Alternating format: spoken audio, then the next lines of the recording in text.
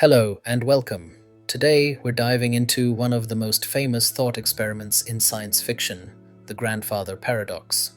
It's a mind-bending question about time, causality, and whether you can truly change the past.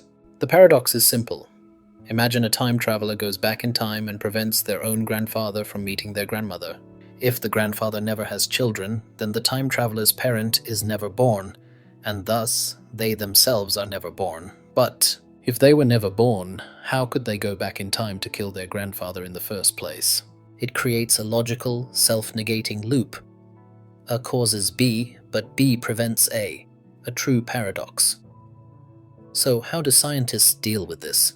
The answer might lie in the strange worlds of quantum physics and neuroscience. In quantum mechanics, the many worlds interpretation suggests every decision and outcome creates a new, separate parallel universe.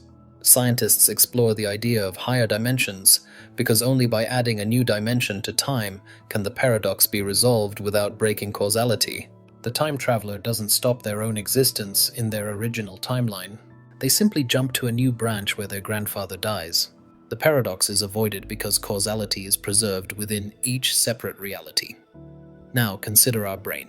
Neuroscience sees our perception of time as a constructed narrative, a flowing story created by our memories and predictions. If we were to change the past, it wouldn't just alter events. It would fundamentally rewire the core narrative of our identity and memory. The paradox, in a sense, is a failure of our linear thinking brain to process the possibility of non-linear reality. This leads us to a fascinating everyday paradox. We spend so much energy worrying about the future or regretting the past, yet the only moment we ever truly exist in is the present. This is the paradox of free will. Are our choices truly free, or are they just the inevitable effects of all the causes that came before?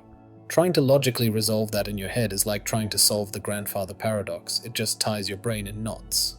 Instead of trying to think your way out of the paradox, why not experience your way out? This week, I challenge you to a 5-minute meditation. Stop trying to force a single, perfect reality. Simply sit, breathe, and observe the paradox of your mind being both restless and yet fundamentally still. By embracing the paradox of the present moment, you stop struggling with the narrative of time and simply are.